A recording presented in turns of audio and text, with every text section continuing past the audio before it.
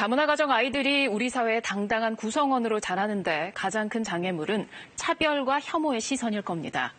우리 안에는 이미 이들에 대한 부정적인 인식이 뿌리 깊게 자리 잡고 있는데요. 외국인 범죄가 한국인 범죄보다 많다든가, 특히 조선족은 강력 범죄의 원흉이라든가, 이런 인식은 실제로 얼마나 근거가 있는 걸까요? 팩트체크 K에서 임주현 기자와 짚어보겠습니다.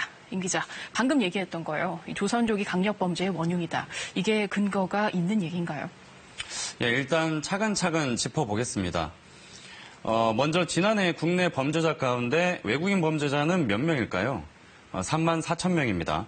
이 가운데 중국인 범죄자 수가 제일 많습니다. 당연합니다. 국내에 있는 외국인들 중에 중국인 수가 제일 많거든요. 중국 국적이 모두 중국 동포인 건 아니고요. 이른바 조선족 통계는 또 따로 없습니다.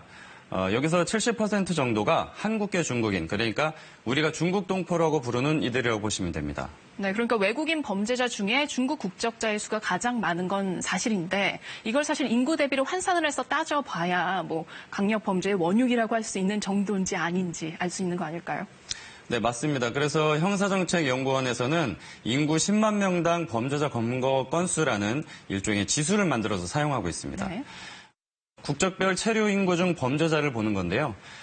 이걸 통해서 보면 중국은 16개 나라 가운데 7번째로 중간 정도로 나타납니다. 인구 대비 범죄자 지수가 가장 높은 나라는 몽골로 집계됐습니다. 네, 이건 모든 범죄를 다 통틀어서 본 거고요. 강력 범죄만 따져보면 어떨까요? 외국인 밀집 지역이 생기면서 특히 걱정이 많은데요. 실제로 서울 구로와 경기 시흥 등 4곳에선 외국인의 강력 범죄자 검거 지수가 전체 평균보다 높습니다. 해마다 증가하고 있는 것도 사실이고요.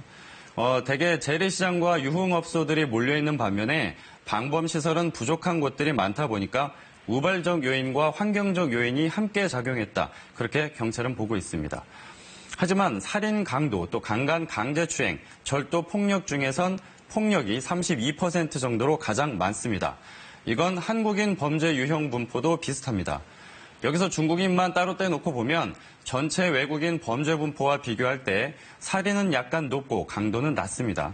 강간 강제추행은 상대적으로 많이 낮은 편입니다. 강력범죄도 종류가 여럿인데 종류별로 발생률 차이가 커서요. 중국 동포가 유독 강력범죄를 많이 저지른다라고 단정하기는 어렵겠네요. 네, 조선족이 강력범죄의 원흉이라는 건 대체로 사실이 아닙니다. 다만 최근 통계에서 외국인의 살인 검거 지수가 내국인에 비해서 상당히 높게 나타납니다. 그래서 전문가들은 차별과 혐오가 강력범죄를 부추길 수 있다는 점을 잊지 말라고 당부합니다. 지금까지 팩트체크 K였습니다.